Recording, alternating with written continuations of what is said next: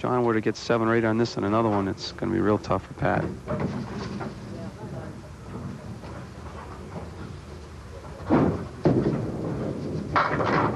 John off target, but he does get 7. Pushes the lead up to 23. Double strike territory for Pat Pay. Nope.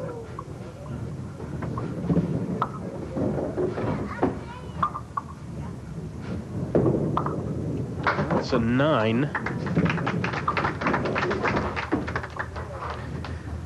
So if John gets at least an 8 in this box, he will force Pat to double strike, and there's 7 already.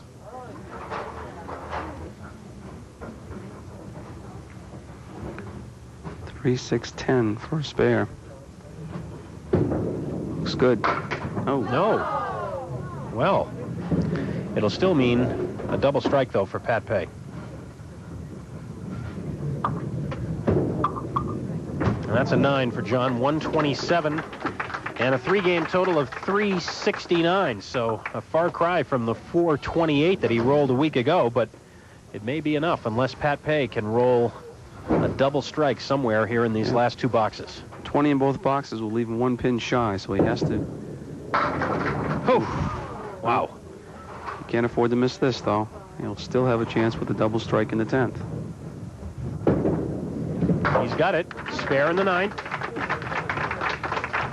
So it's pretty simple for Pat Pay right now. It's got to be a strike on this ball. Must throw a strike.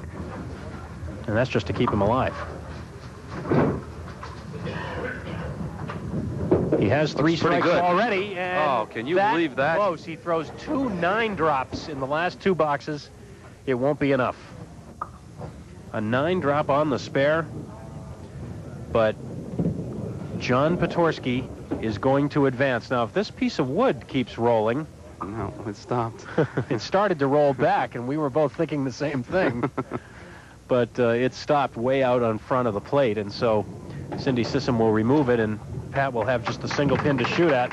It won't have any bearing on the outcome of the match. John Potorski has advanced to the finals next week against Bob Kelly. Winning a close one here against Pat Pay, who comes up with 2 9-drops and 2 spares in the final 2 boxes, but he's going to be just short. Throws a strike now. I think he loses by 2. That's correct.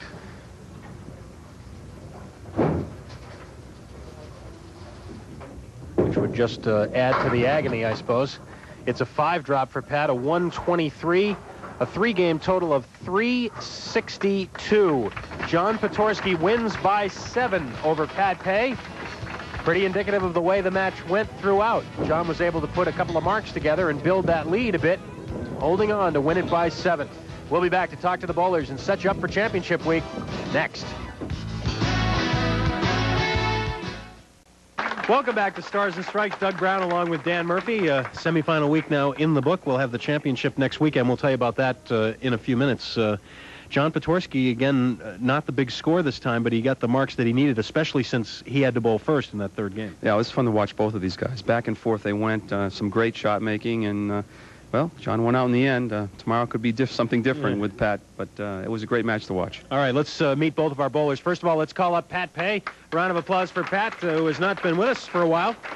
$250 is the prize for you, sir. Step right around here so we can get you on camera. It's been a little while. It's good to see you again. Well, it's going to be a long while if I keep bowling like that. No, you can't expect to win when you throw 2s and 5s on space. Just, you know. Well, I know we talked before the show, and you were saying that you've been happy with the way you've been bowling this year, for the most part, though, right? Well, until today. Right. Well, that's what happens sometimes. But don't make it so long before you come back and visit again, all right? I'll be back. All right. Thanks, Pat. Congratulations. And now John Potorski will roll our bonus ball. Lane 31 is the place, and we're going to try for a match here. We've got $80 in the jackpot, as it will be John Potorski trying to match for one of you lucky viewers at home. We have 2 brand new sets of bowling balls as well from Paramount Industries, and it's a big strike. It's going to have to be the full board here on this one, Dan. It's going to have to be the full board on this card. Not a match. The card from Concord, we'll straighten out the name later, but the postcard comes to us from Concord, New Hampshire, and a very nice cruise ship postcard, I might add. But the guess was 9, and so the jackpot will go up to $90 next week. Step right in here, sir. Congratulations. Don't be shy. I know the score wasn't quite as good this time, but it is a W. That's exactly right. It is a W. You know, I lucked out, really. You know, I hit the head pin a couple of times there, and, you know, they broke up pretty good, and I had spare leaves, and like Danny was saying, that, you know, I made some good spare shots there at 2-1. The wood there, that looked pretty.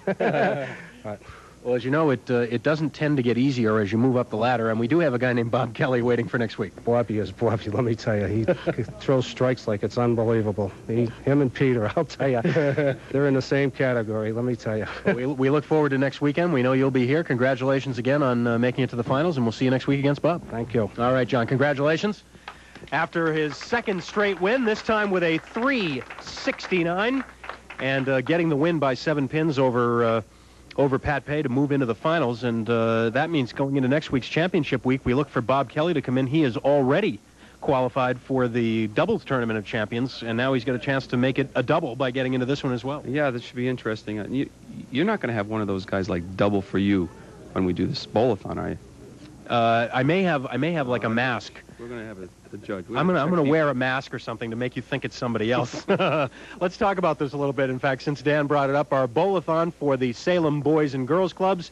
We'd love you to participate. It's a fun event to raise money for a great cause here at Park Place Lanes. The bowl-a-thon itself will be on Saturday, January 29th, and of course, you're more than welcome to come down here to Park Place Lanes and take part live in the proceedings.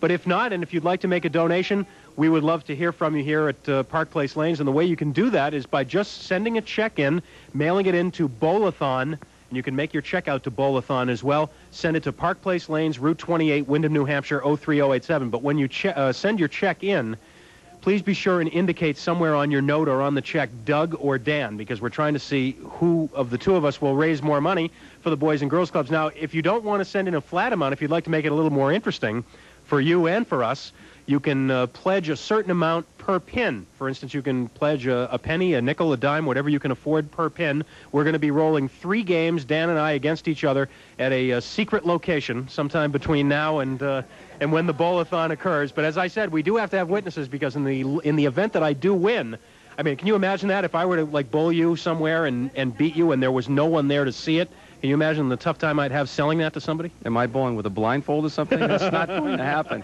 That's just not going to happen. You're polished with a microphone, but I get more polished out here in the lanes. Well, of course, we're doing it for a great cause. The Salem Boys and Girls Club. That's the important thing. I get people out here rooting for me already. They're warming up for this. I can tell. Championship week next Saturday and Sunday here on the Winds. First of all on Stars and Strikes doubles Saturday at noon. Sunday at noon back here on singles. It'll be John Potorski and Bob Kelly. We look forward to seeing you then. Until then, for Dan Murphy and the whole crew, I'm Doug Brown. Have a good week, everybody.